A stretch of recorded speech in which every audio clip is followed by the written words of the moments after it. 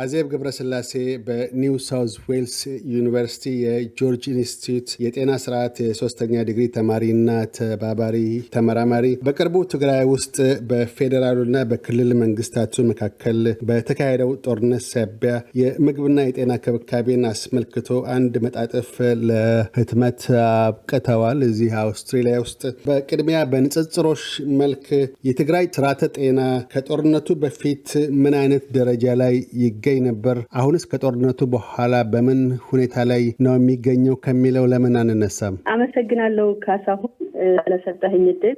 ልብ የሚሰብር ሁኔታ ላይ ነው ያለነው።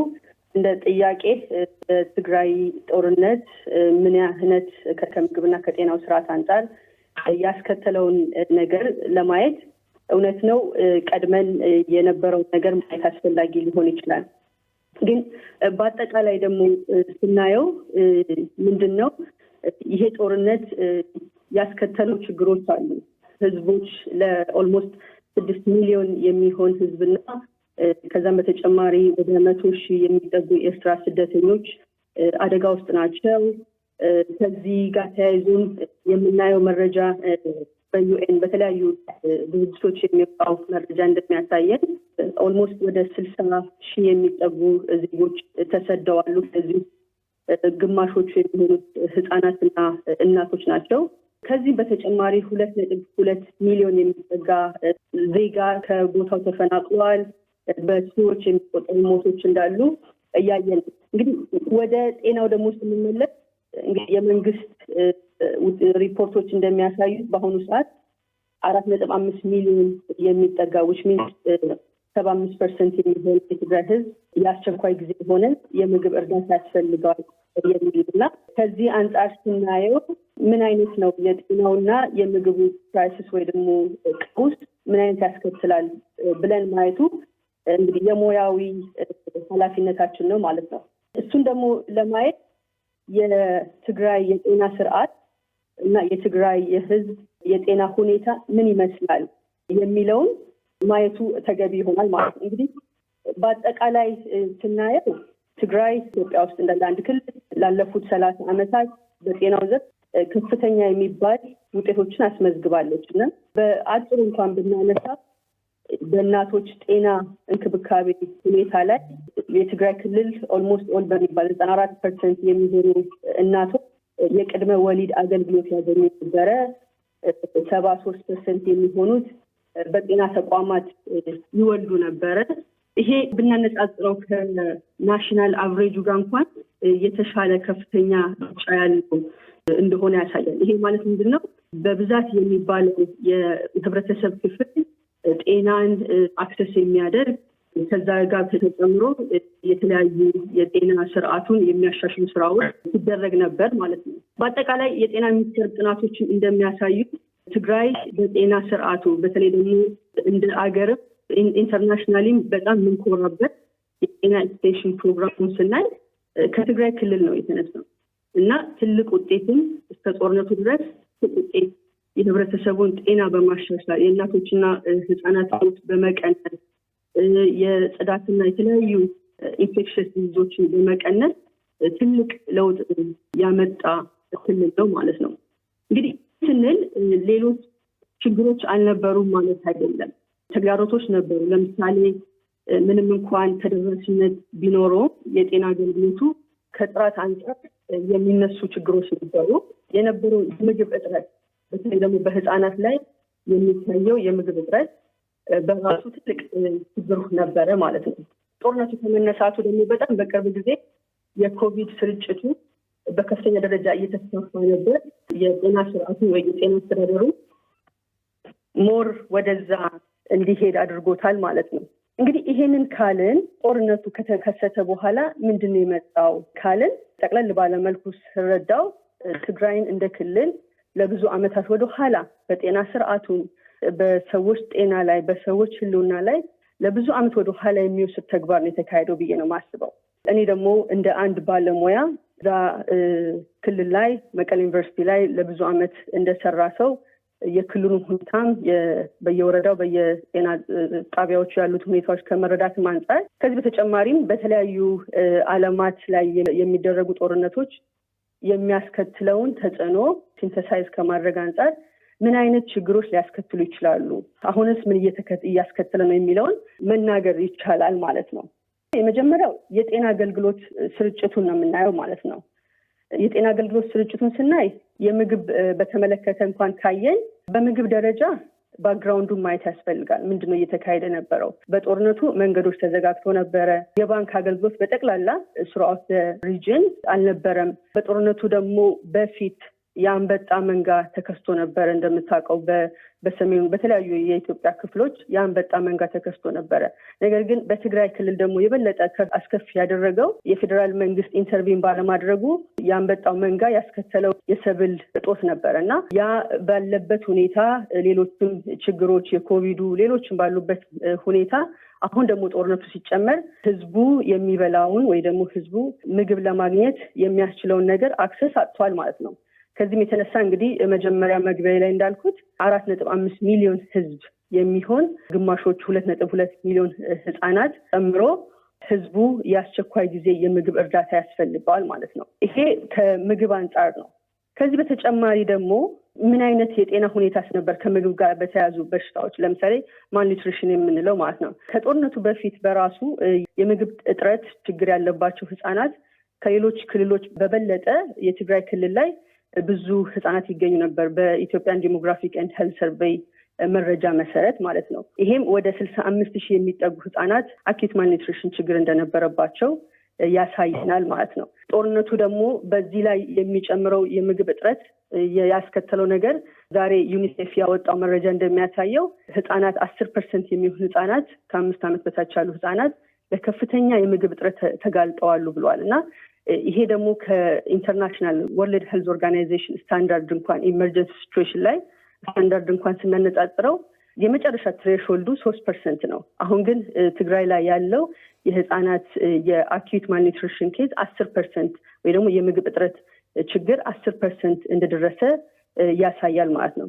በአሁኑ ሰዓት ከ70,000 የሚበልጡ ህፃናትን ለከፍተኛ የምግብ እጥረት ተያይዞ የሚመጣ የጤና ችግር ከዛ ደግሞ ካለፈ የሞት ነገር እንደሚያስከትል ያሳያል ማለት ነው። በአጠቃላይም በዚሁ ዩኒሴፍ ሪፖርት ላይ እንደተገለጸው 34% የሚሆነው የአኪዩት ማልኒትሪሽን ችግር ክልሉ ላይ እንደሚከሰት ወይ ደግሞ እንዳለ ሪፖርቱ አስረድቷል። ይሄ እንግዲህ ከምግብ አንጻር ነው።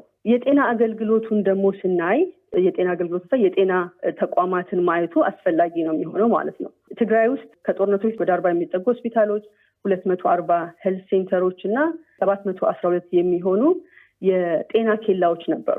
እንግዲህ አሁን የተቋቋመው የጊዜያዊ መስተዳድር የጤና ቢሮ እንደገለጸው ሌሎችም መረጃዎችም እንደሚያሳዩት ሙሉ በሙሉ በሚባል ደረጃ ጥቂቶቹ 2 ወይ 3 የሚሆኑ ሆስፒታሎች ውጪ የጤና ተቋማቶቹ ወድመዋሉ፣ ያሉ ማቴሪያሎች ተሰርቀዋሉ። ከዛ በተጨማሪ ምንም አይነት አገልግሎት መስጠት በማይችሉበት ደረጃ እንደሆኑ መረጃዎች እያሳዩን ነው ማለት ነው። አምቡላንስን እንኳን ስናይ ከ269 አምቡላንሶች ውስጥ 238 የሚሆኑት ተሰርቀዋል ወይ ደግሞ ተቃጥለዋሉ ማለት ነው። ይሄ እንግዲህ በጣም ከባድ ችግር ነው እንደ አንድ አገር ሄልት ሲስተም ስናየው ማለት ነው። ከዛ በተጨማሪ የጤና ቢሮ ኃላፊው እንደገለጹት መድኃኒቶች፣ የሕክምና መርጃ መሳሪያዎች፣ የተለያዩ ለሕክምና ለጤና አገልግሎት መስጫ የሚሆኑ መሳሪያዎችና ግብአቶች የሉም እነዚህ ጤና ተቋማት ላይ ማለት ነው። ይሄ ደግሞ የበለጠ በምንድነው መሰረታዊ አገልግሎቶችም የሉም። የውሃ የለም። በተለያዩ ማለት ብዙ በሚባለው ከመቀሌና አካባቢ ውጭ ባሉ ቦታዎች ላይ መብራት የለም። WHO ሪፖርት እንደሚያሳየው ወደ 300 የሚጠጉ የውሃ ፓምፖች ከጥቅም ውጭ ውለዋል እንግዲህ በአሁኑ ሰዓት እና ይሄ የሚያስከትለው መገመት ጤና ባለሙያ ባትሆንም ማሰብ የሚቻል ይሆናል ማለት ነው። ይሄ ከሰርቪስ ዴሊቨሪው አንጻር ነው። አንድ በአንድ ደግሞ የክትባት አገልግሎትን የእናቶችን ጤና ስናይ ሰፊ ሆነ ችግር እንዳለ፣ ለምሳሌ የክትባትን ብናነሳ ክትባት አገልግሎት መስጠት አይቻልም። በብዙ ነገሮች እንዳልኩት መብራት የለም። የክትባት የሚቀመጥባቸው ኮልድ ቼኖች የክትባት ቫክሲኖች ይበላሻሉ። ከዚህ ጋር ተያይዞ ህብረተሰቡ ወደ ጤና ተቋማት መምጣት አይችልም። ምክንያቱም ለራሱ በጦርነቱ ፍርሃትና ግማሹም ተሰዶ ስላለ እናቶች ወደ ጤና ጣቢያ ሄደው የጤና አገልግሎት ማግኘት አይችሉም። ጤና ጣቢያዎቹ ፈርሰዋል። ከዛ በተጨማሪ ደግሞ ቢኖርም የመሄድ ኮንፊደንስ ወይ ደግሞ እንትን የላቸውም ማለት ነው። ይሄ በጣም ከባድ የሆነ ችግር እያስከተለ እንደሆነ አሁን የሚወጡ ሪፖርቶች እናቶች በየመንገዱ ማለት በበረሃ እየወለዱ ነው። በቤት ሲወልዱ ልክ በፊት እንደነበር ነው ከፍተኛ የሆነ የእናቶች ሞት ሊያጋጥም እንደሚችል ያሳያል ማለት ነው። ብዙ የጤና ችግሮችን ማውራት ይቻላል። ለምሳሌ በቅርብ ጊዜ የዓለም ጤና ድርጅት ያወጣው ሪፖርት እንደሚያሳየው ከዚህ ጦርነት ጋር ተያይዞ የሚዝል ሌሎችን ተላላፊ በሽታዎች የኮሌራ እና ከነዚህ ከውሃው ጋር ወይ ደግሞ ከውሃ እጥረት ጋር ሊመጡ የሚችሉ በሽታዎች እንደሚበዙ ያሳያል ማለት ነው። ከዚህ በተጨማሪ ለዓለም ስጋት የሆነው የኮቪድም ስርጭት አለ። ሌላ መርሳት የሌለብን ከክሮኒክ ወይ ደግሞ እነዚህ ተላላፊ ያልሆኑ በሽታ ያለባቸው ሰዎች ነው። እነዚህ ሰዎች each and every day ወይ ደግሞ ሁሉ ጊዜ ኮንቲኒየስ የሆነ የሕክምና አገልግሎት ማግኘት አለባቸው። በትግራይ ክልል ከዚህ ጦርነት በፊት ወደ 180,000 የሚጠጉ የተለያዩ የክሮኒክ ወይ ደግሞ ተላላፊ ያልሆኑ በሽታዎች ችግር ያለባቸው ሰዎች ነበሩ። 30,000 የሚጠጉ ሰዎች የኤአርቲ የኤችአይቪ ትሪትመንት ላይ ነበሩ ናቸው። ሌሎችም የቱበርክሎሲስ ሌሎችንም ማንሳት እንችላለን ማለት ነው። አሁን እንዳነሱት በርካታ ችግሮች በተለይም ከጤናው ዘርፍ ጋር ተያይዞ እንደዚሁ ምግብ ታክሎ በርካታ ነገሮችን አንስተዋል። በተለይ ጦርነት የተካሄደበት አካባቢ ወይም ሀገር በተለይ ኢትዮጵያ አንዱ በድህነት ተርታ ተሰልፋ ካለች ሀገሮች ውስጥ አንዷ ነች። የትግራይ ክልልም ያበዛው በኢትዮጵያ ውስጥ ስላለ በዛው ዘርፍ የሚፈረጅ ነው።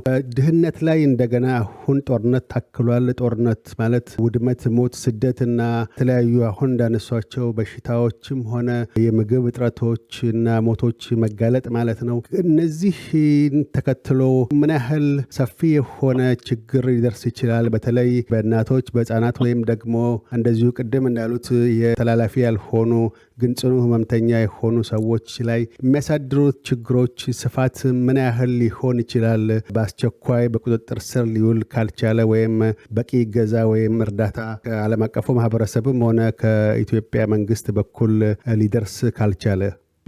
ትክክል ነህ ካሳሁን፣ ያነሳኸው ሀሳብ ያ ነው ትልቁ ነገር። አሁን ያለው ነገር ምን ያስከትላል የሚለው በጣም አስጨናቂ ጉዳይ ነው። እንኳን እዛው አካባቢ ላለ ሰው ይቅርና ለዓለምን በጣም አስጨናቂ ጉዳይ ሆኗል እና ዋናው እዚህ ጋር የምናየው ነገር ምንድነው? ትልቁ ነገር የሰዎችን ህይወት ነው።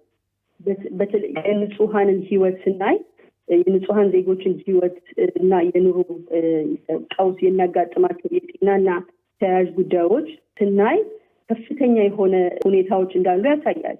ምናልባት በቀደም በመንግስት ሚዲያ የወጣውን የማህበራዊ ጉዳይ ጊዜያዊ አስተዳደሩ ያወጣውን ካየኸው በአሁኑ ሰዓት እንግዲህ የዚህ የምግብ እጥረቱ የምግብ ረሃብን ያስከትላል።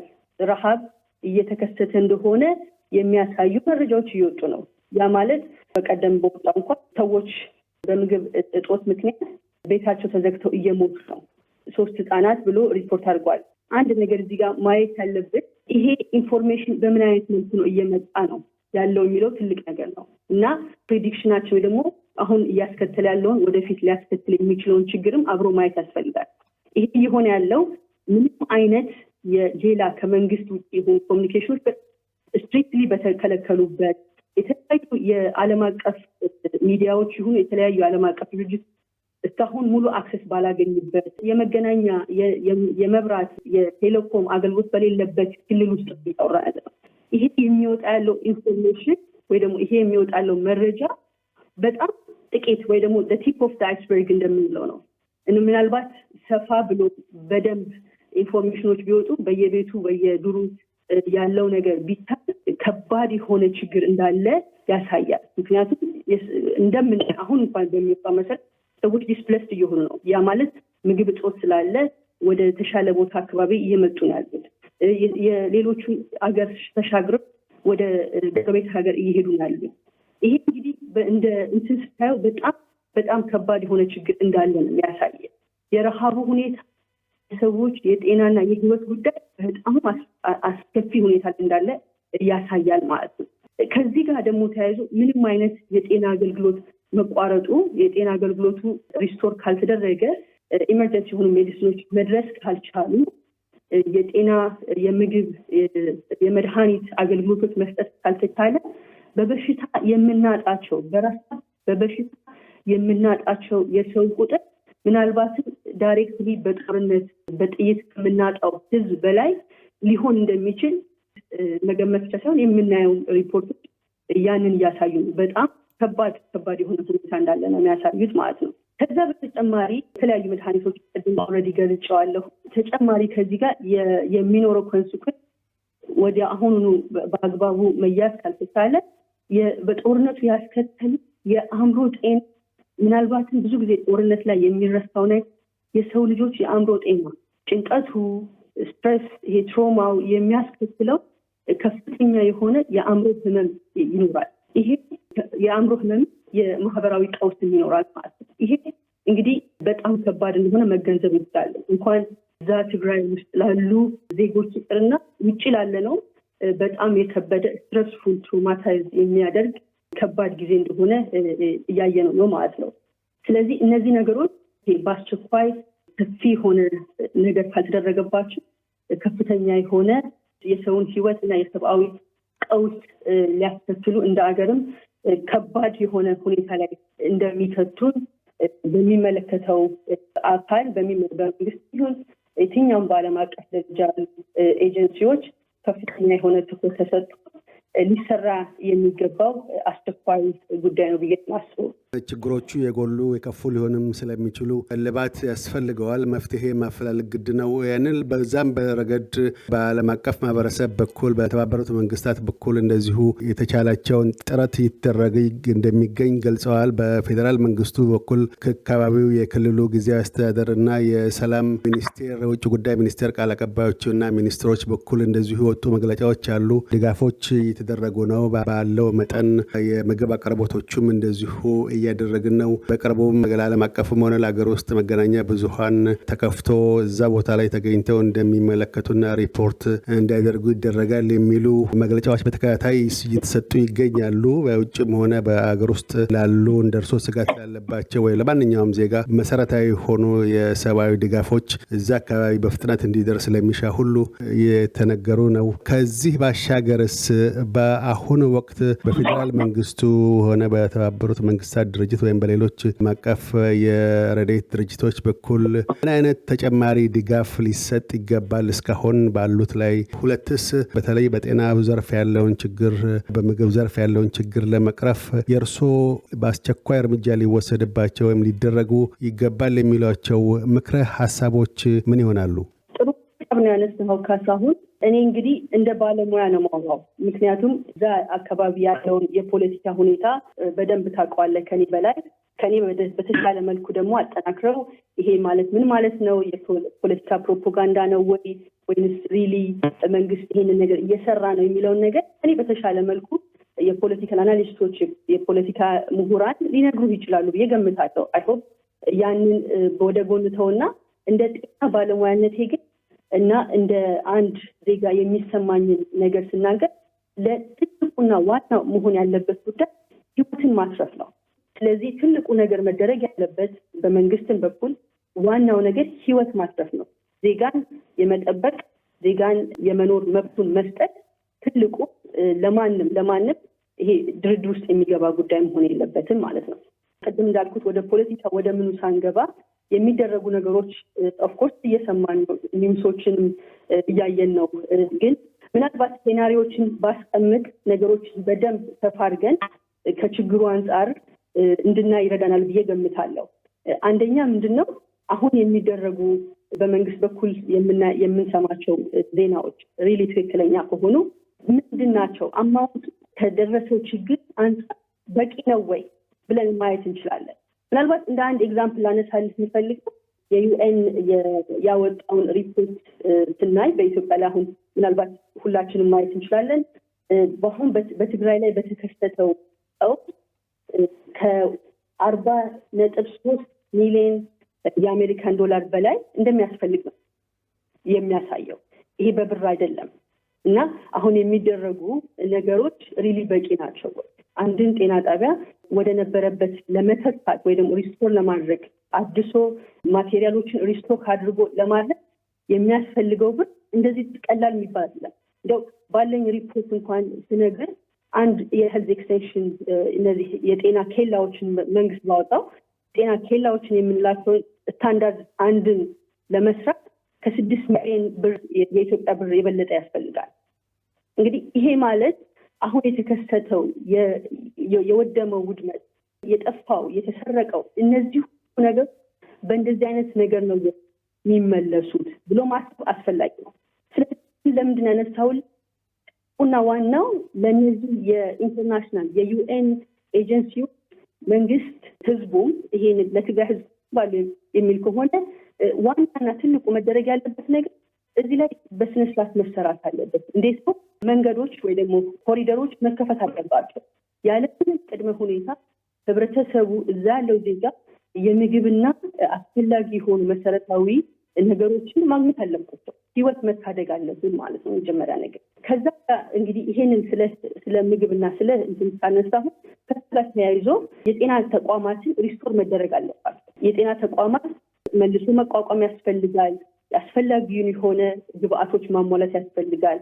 ለነዚህ ሰፊ የሆነ ሪሶርስ ያስፈልጋል። በተለያዩ ኤጀንሲዎች የተለያዩ ኢንተርናሽናል ኦርጋናይዜሽን ሬዲ እንደሆኑ ደግሞ ፈቃደኛ እንደሆኑ ሰፖርት ለማድረግ የመንግስትን ይሉንታ ወይ ደግሞ መግባት እንዲችሉ ፍቃድ እየጠየቁ እንደሆነ እየሰማን ነው። ስለዚህ ህዝቡን ለመጠበቅ መደረግ ያለበት ዋና ነገር ይሄንን መፍቀድ፣ ህዝቡ ህይወቱን እንዲያድን በሰላም እንዲኖር መፍቀድ ያስፈልጋል ማለት ነው። ሶስተኛውና ዋናው ማነሳው ከሕክምና አገልግሎት ጋር ተያይዞ ምናልባት ደግሞ አሁን ለተፈጠረው ችግር እነዚህ የሞባይል ክሊኒክ ነገሮችን ማመቻቸት፣ ህብረተሰቡ ላይ ያሉ እዛው ማህበረሰብ ውስጥ ያሉ የማህበረሰብ አደረጃጀቶችን በመጠቀም የሰብአዊ አገልግሎቶች መስጠት፣ ለህዝቡ ዳይሬክትሊ ህዝቡ እንዲጠቀም ማድረግ። ከዛ ጋር ተያይዞ ደግሞ ማንሳት የሚፈልገው የጤና ባለሙያዎች መደገፍ አለባቸው፣ እንዲረጋጉ ማድረግ ይገባል። ብዙዎቹ እንግዲህ ሪፖርት ላይ እንደምናየው ወይ ተሰደዋል ወይ ደግሞ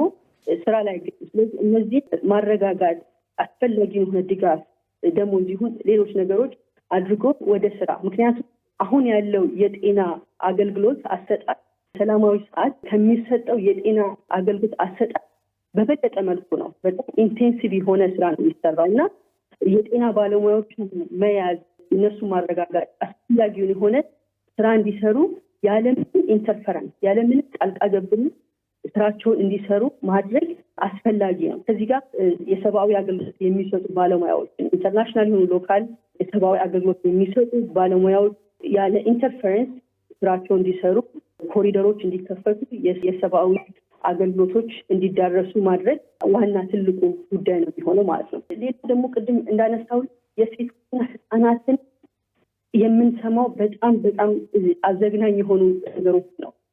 እንደ ሴትም እንደ እናትም በጣም ያሳስባል እና ለማንም ሰው ይሄ የሚያሳስብ ኢንተርጀኔሬሽናል የሆነ ኢፌክት ያለው ነው። ሴቶች ሲደፈሩ፣ ሴቶች እንደዚህ አይነት ጥቃት ሲደርስባቸው ምን ያህል የከፋ የሆነ የጤናና የማህበረሰብ ቀውስ እንደሚያስከትል ምናልባት ብዙዎቻችን እንረዳዋለን እና ይሄ አስቸኳይ የሆነ ኢንተርቬንሽን አስቸኳይ የሆነ ሊደረግበት ይገባል።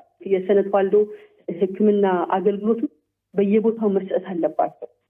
ምክንያቱም አንደኛ በጣም ሴንሲቲቭ በጣም ቢደፈሩም ወይ ደግሞ እንደዚህ አይነት ጥቃት ቢደርስባቸው ወጥተው የሚናገሩ በጣም ጥቂት ስለሆኑ በጣም ሴኪዩርድ የሆነ ወይ ደግሞ ሴፍ የሆነ የስነ ተዋልዶ ሕክምና የሚያገኙበት ሳይኮሶሻል ሰፖርት የሚያገኙበት ሁኔታው አስቸኳይ መደረግ አለባቸው ብዬ እንደ ባለሙያ ነው ማለት ነው። ከዛ ጋር ተያይዞ በኮቪድም የራሱ የሆነ ኢምፓክት ይኖረዋል። ኮቪድም የራሱ የሆነ የሚያመጣው ነገር ስላለ ይሄም ትልቅ መታሰብ ያለበት ጉዳይ ነው ብዬ አስበው። ለእኔ በጣም እዚህ ጋር ትልቁ ኢምፓክት መደረግ ያለበት የህይወት ማዳን፣ ለማዳን ደግሞ የሰብአዊ ድጋፎች፣ የሰብአዊ ጉዳዮች ቅድሚያ መስጠት አለባቸው። ሰብአዊ የሆኑ ነገሮች መደረግ አለባቸው። ንጹሐን ዜጎች በረሃብና በስቃይ መሞት የለባቸው። ለማንም መወሰድ ያለበት ማንም ሰው የሆነ ሁሉ ይሄንን ነገር ጉዳይ ብሎ መያዝ ያለበት ነገር ብዬ ነው የማምነው። አዜብ ገብረስላሴ በኒው ሳውዝ ዌልስ ዩኒቨርሲቲ የጆርጅ ኢንስቲትዩት የጤና ስርዓት የ3ኛ ዲግሪ ተማሪና ተባባሪ ተመራማሪ፣ ስለ ቃለ ምልልሱ እናመሰግናለን። አመሰግናለሁ።